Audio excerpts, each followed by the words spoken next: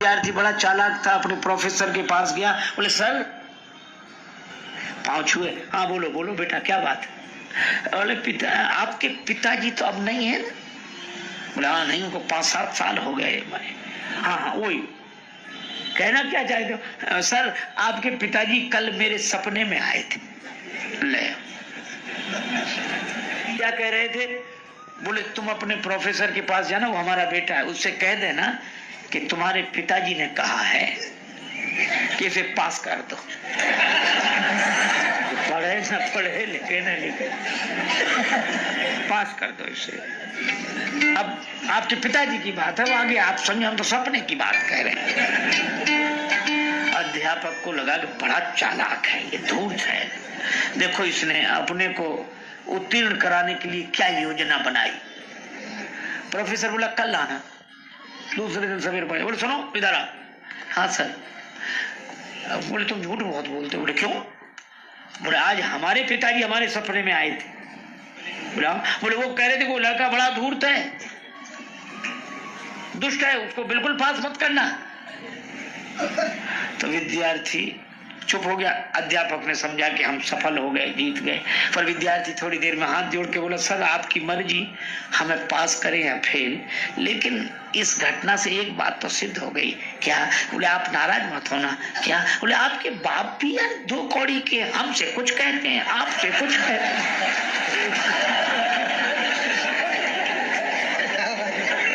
एक बात ही नहीं कहते। बोलो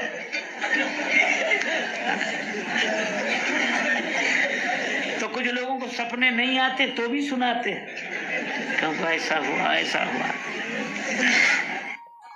एक सज्जन बोले प्रताप भानु में इतनी योग्यता थी फिर भी उसे रावण बनाया।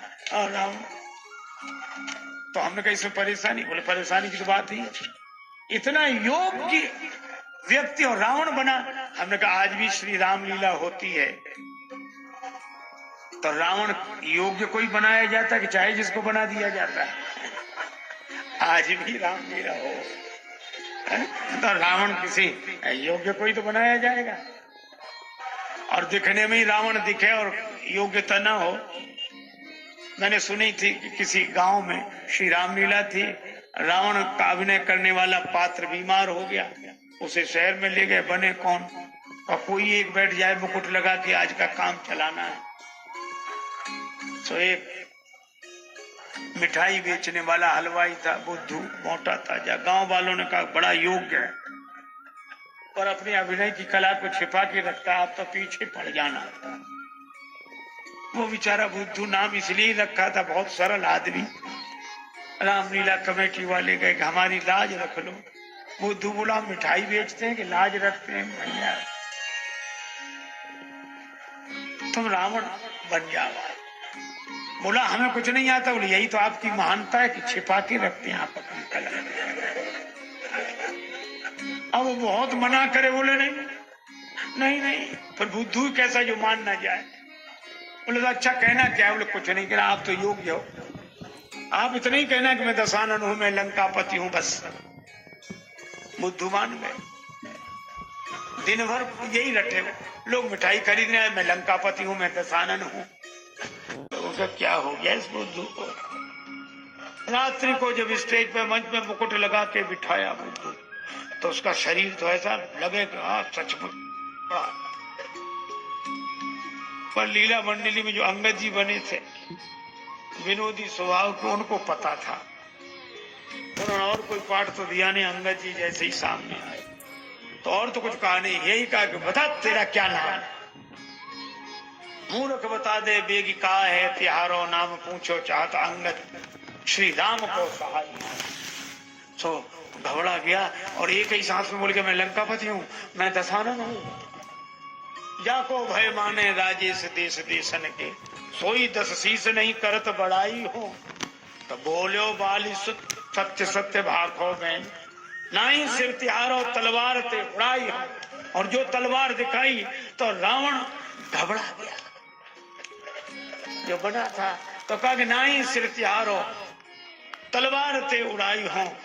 तो घबरा के बोला माफ करो अंगद जी, मारो मत, रावण नहीं, गंगा की दुहाई में बुद्धू हलवाई।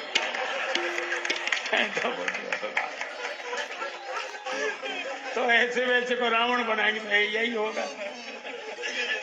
आज आप विचार करो, जब आज की रामलीला में जब मनुष्य राम जी का रूप धारण करे, जब मनुष्य राम जी का रूप धारण करे तो भी योग्य रावण चाहिए, और जब स्वयं भगवान ही श्री राम जी ही मनुष्य रूप धारण करें तो कितनी योग्यता चाहिए। इसीलिए मैं कहता हूं कि राम जी का सखा दास सेवक बनने के लिए तो जो योग्यता लगती हो सो लगती हो, पर राम जी का शत्रु बनने के लिए भी कम से कम प्रताप भानु जितने पुण्य चाहिए, प्रताप भानु जितनी योग्यता चाहिए। तो ये भगवान की इच्छा है, जय विजय उन्हीं के पार्षद, यही तो रावण कुंभकर्ण है। तो भगवान इन्हें अपने में लीन करते हैं। तो ये काल की बात, और इसीलिए प्रताप भानु प्रथम समय पाए पुनि सुन सोई राजा, और वो आपन अति असमय अनुमानी, फिर समय फिरा कई कल, समय प्रताप भानु कर जानी, आपन अति असमय अनुमानी। तो कुंभकर्ण ने जो कहा, भयउ काल बस कीर। अच्छा, एक बात, किसी ने कहा कि भगवान ने मारीच को देव दुर्लभ गति दे दी, मुनि दुर्लभ गति दीन सुजाना। तो मारीच कोई भक्त है, मारीच कोई संत है, चलो मान लो कुंभकर्ण को अपने में लीन कर लिया, रावण को भी अपने में। ये इतनी ऊंचाई भगवान क्यों देते हैं? एक और तो मारते हैं, एक और तो मारते हैं और दूसरी ओर अपना धाम देते हैं, ऊंचाई देते हैं। क्यों? अरे कहा कि इसका सीधा सा अर्थ है, आज भी कोई श्री राम लीला में खलनायक की भूमिका में अभिनय करे तो मंच पे तो उसे बाण ही मारा जाता है, पर जो जितना बढ़िया अभिनय करे पर्दे के पीछे उसे इनाम दिया जाता है कि नहीं? ऐसा थोड़ी कि मंच पे उसे मारे फिर पकड़ के पुलिस में बंद कराएंगे। वो यार, तो अभिनय का तो उपहार और इनाम मिलता है, पुरस्कार मिलता है। तो राम जी भी खुश हो जाते हैं, वाह मारीच क्या अभिनय किया है, कुंभकर्ण कमाल कर दिया तुमने, और तुम्हारे कमाल के लिए मैं तुम्हें अपने हृदय में लेने आया हूं। मस्त राम मुर्दों से बोले हमको कुछ बतलाओगे, और मुर्दों में से एक मुर्दा बोला मर जाओ सुख पाओगे। दौड़ने में ज्यादा आराम है कि चलने में? चलने में। दौड़ने की अपेक्षा हम लोग चलें तो आराम है, दौड़ने में नहीं, दौड़ने से ज्यादा चलने में आराम है। अच्छा, चलने में ज्यादा आराम है कि बैठने में?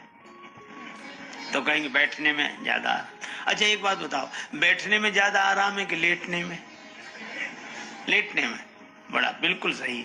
दौड़ने से ज्यादा आराम बैठने में, बैठने से ज्यादा आराम दौड़ने से ज्यादा आराम चलने में, चलने से ज्यादा आराम बैठने में, बैठने से ज्यादा आराम लेटने में। अच्छा, लेटने में ज्यादा आराम है कि सोने में?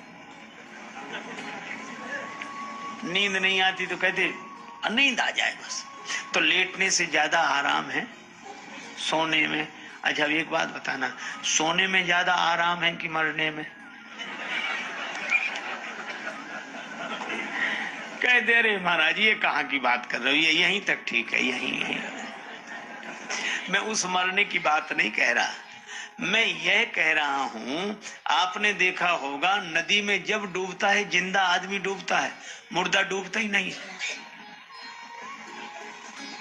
इसका अर्थ यह है कि जिसका अहंकार जिंदा है वह जीवन की संसार की सरिता में डूब जाता है, और जिसका अहंकार मर गया वो स्वयं भी पार होता है, अनेकों को पार ले जाता है। तो जनक जी का अहंकार ज्ञान के कारण ही नहीं रहा था, पर जिस आनंद में मन लीन था उस आनंद से मन हटकर श्री राम जी की ओर आ गया। विश्वामित्र जी ने कहा कि ये सबको प्रिय है। राम जी ने सोचा बड़ी कठिनाई, जहां मिल जाए दो ज्ञानी वहां सगुण भगवान को बड़ी परेशानी। एक कहते हैं, अच्छा विश्वामित्र जी ने पूछा ये आपको कौन लगते हैं? जनक जी बोले हमें तो ऐसा लगता है कि ब्रह्म है। विश्वामित्र जी ने कहा ब्रह्म तो एक है, ये तो दो दिख रहे हैं। का उभय वेश धर की सोई आवा, दो रूपों में आ गए। अच्छा अच्छा, ब्रह्म इंद्रियों का विषय नहीं है, ये इंद्रियों के विषय दिखाई दे रहे हैं आपको। जनक जी ने कहा जहां कहा गया ब्रह्म इंद्रियों का विषय नहीं है, उसका अर्थ यह है कि इंद्रियां उस तक नहीं पहुंच सकती, लेकिन वो चाहे तो वह तो इंद्रियों तक पहुंच सकता है। नयन विषय मोह कहां भयो। तब विश्वामित्र जी ने व्यवहारिक परिचय दिया, मुस्कुराए, और राम जी मन ही मन मुस्कुरा रहे। अब यह भी मर्यादा है, अब बड़ों की बातचीत में मुस्कुराना भी तो अच्छा नहीं है, लेकिन राम जी की हंसी रुक ही नहीं रही, तो मन मुस्काए। और राम जी जब मुस्कुराए तो ये मुस्कुराना क्या है, कि ये माया हास बाहु दिगपाला, और भगवान मुस्कुराए तो विश्वामित्र जी बोले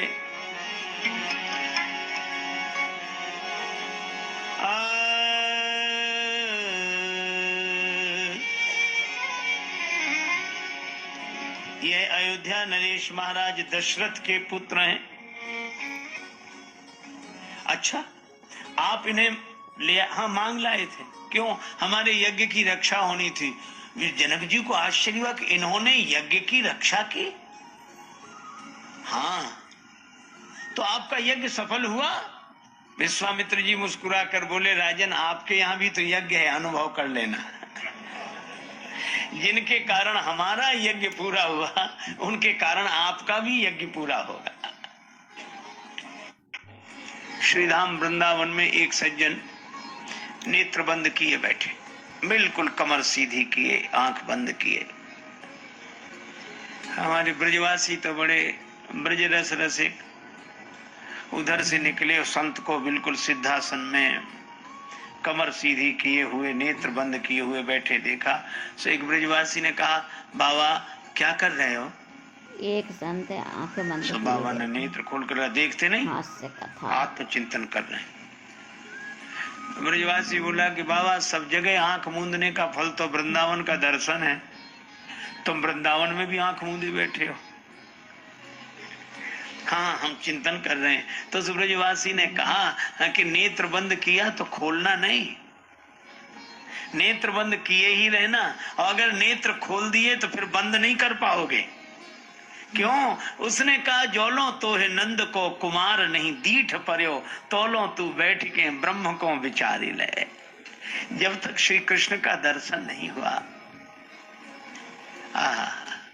इसीलिए भगवान श्री कृष्ण का एक नाम है आत्मा रामाकर्षी।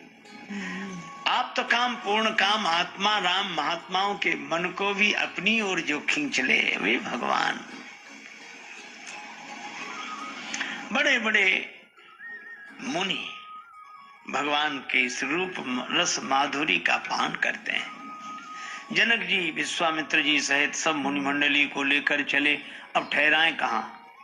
अब जनक जी ज्ञानी और ज्ञानियों का नगर, आ गए सगुण भगवान, कहाँ ठहराएं?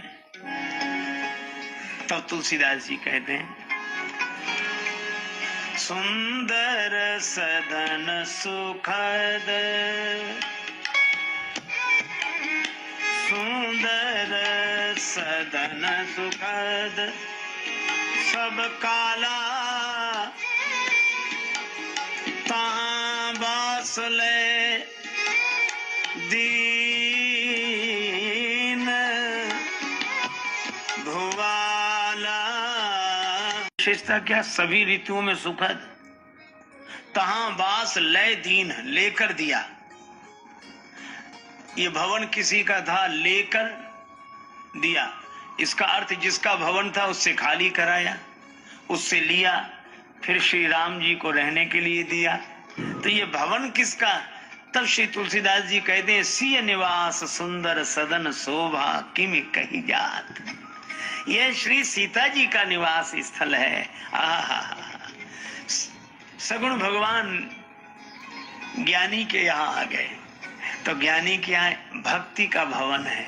श्री सीता जी भक्ति हैं, तो जनक जी ने कहा कि बेटी इस भवन को तुम खाली कर दो तो भगवान इसमें ठहर जाएं। भक्ति के भवन में भगवान ठहर जाएं। श्री सीता जी ने कहा, पिताजी फिर मैं कहाँ जाऊंगी? कहा, बेटी तुम हमारे भवन में ठहर जाओ। और यही जीवन की सार्थकता है, जब भक्ति के भवन में भगवान ठहर जाएं और भक्ति हमारे मन के भवन में ठहर जाए, यही जीवन की सार्थकता। वहां ठहरा दिया, भगवान ठहर गए। आहा, और जहां भगवान ठहर जाए तो सभी भगवान से नाता जोड़ते हैं। एक भक्त ने कहा, हे विधनातों से अचरा, ओ राम हे विधनातों से अचरा, पसारी मांगू जन्म जन्म दीजो मोहि। मुझे जन्म दे तो वृंदावन में, ब्रज में। आहा, जन्म जन्म दीजो मोहि ब्रज बसिवो। मानुस हो तो वही रस खान, बसों ब्रज गोकुल गांव के ग्वारन।